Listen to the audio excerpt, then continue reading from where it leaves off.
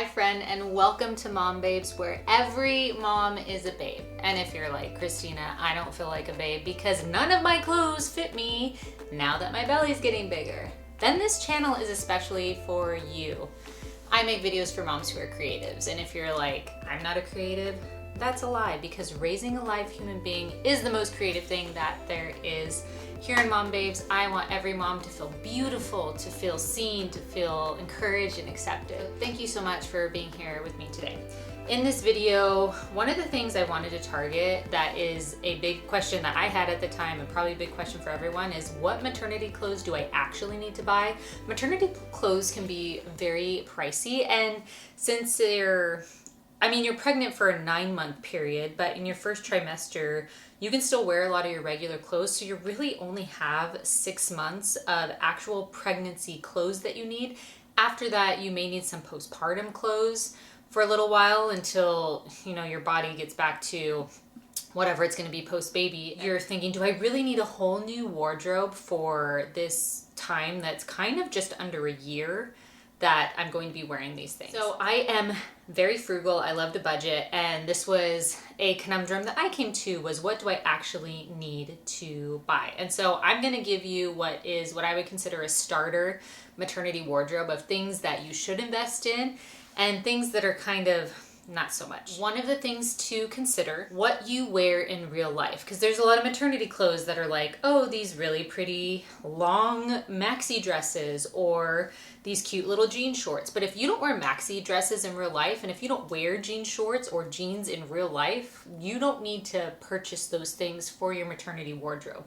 You want it to match what you are actually going to wear, not this idea on Pinterest of, oh, this looks really cute, I'll try this, and then you buy it and then you end up not wearing it because you never wear that thing. So part of it is knowing what you actually wear and what will actually be useful. My other biggest tip is considering what season you're going to be pregnant in, and not first trimester pregnant. So because you don't start really showing, it varies from person to person, but typically not until the end of the first, beginning of the second, do you really start needing to start putting rubber bands on your buttons or whatever to extend your clothes. If you're gonna be super pregnant, like your baby is due in August when it's crazy hot, then you're gonna want maybe to invest in shorts and tank tops, because that's what you'll be wearing at the end when you're very, very large. Or if your baby is due in December or January, you may want to have invested in maybe a cute Christmas outfit or more warm,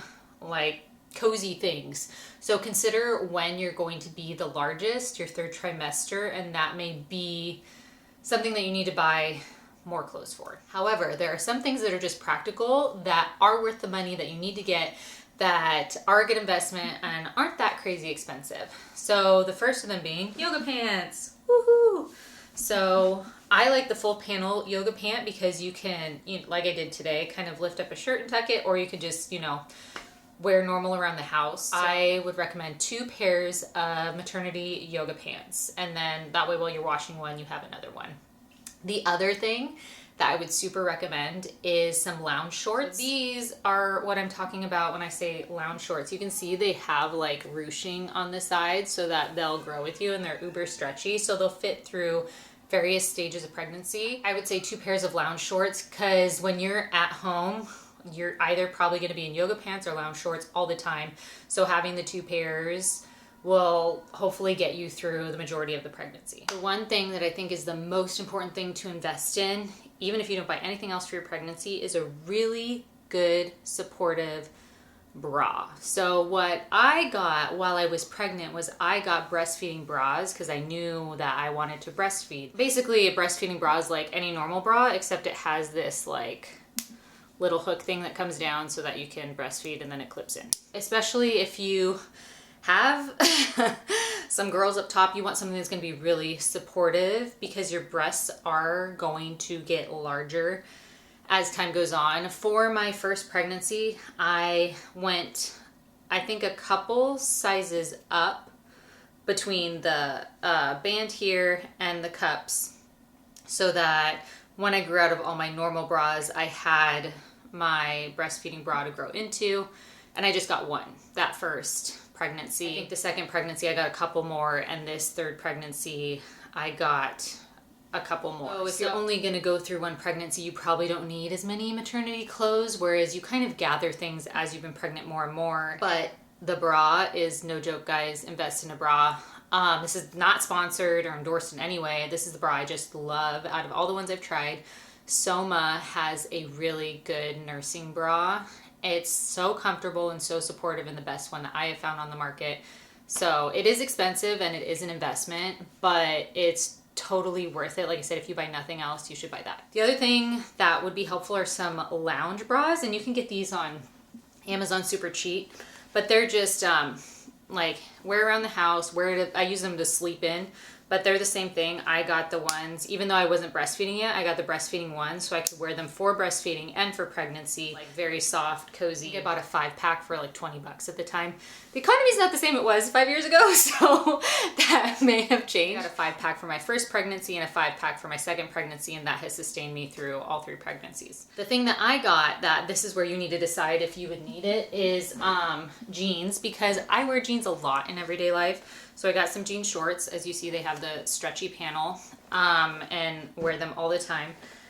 And then the jean maternity, I got skinny jean maternity pants. I know, like, this is 2024, skinny jeans are out, but I don't care. They look good on me, so I wear skinny jeans. When I wear like the baggy loose jeans, and also being pregnant, it just looks like I don't know how to dress, so I don't wear them. So you can decide what style you want.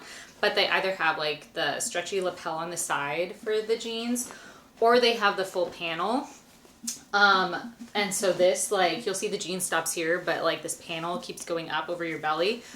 What I will say is nice about the panel, although it's better for when it's colder because it is an extra layer of stuff that you're wearing, and then your shirt or whatever is on top. What I do like about it though is that it smooths everything out so that when you do wear your shirt, your belly looks perfectly round and symmetrical and pretty. Whereas with this one, as you get bigger, it almost like has a line where the jean ends, and then you're kind of like pregnancy muffin topping over. So I think these are great for the beginning, but as you get towards the end, they're just like create this really awkward line right here, whereas the panel doesn't have the line. But if you're like, dude, I'm already so hot, I cannot have anything else over my belly, then you'd probably want the stretchy panel.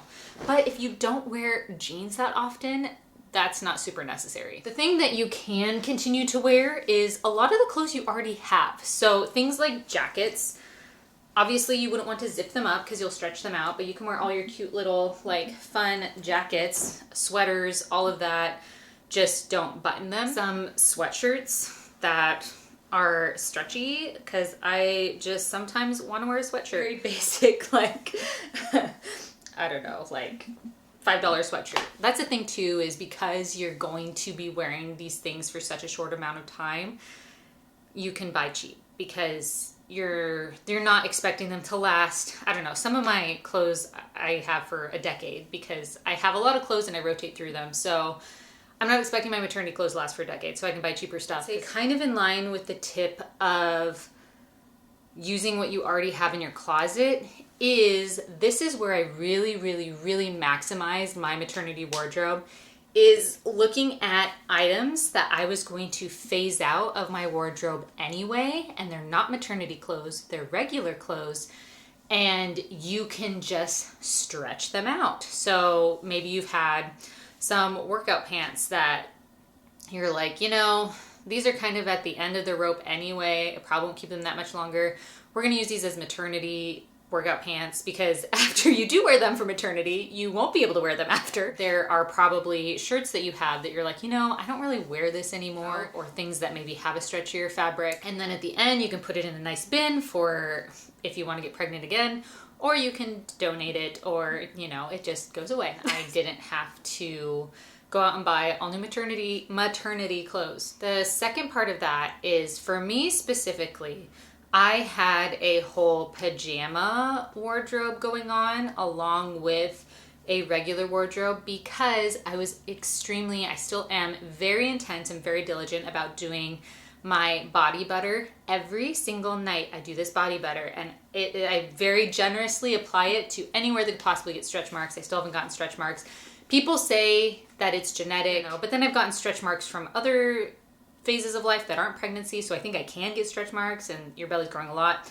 Anyway, I decided to do body butter. Even if it is genetic, I don't want to take the risk because that's your whole life that you have these stretch marks. So because of that, my pajamas get the body butter on them, which is kind of super gross feeling and kind of sticky. So I have all these old junky workout shirts that are, I don't know, like I just think of like a 90s workout shirt, like very like straight, unfitted.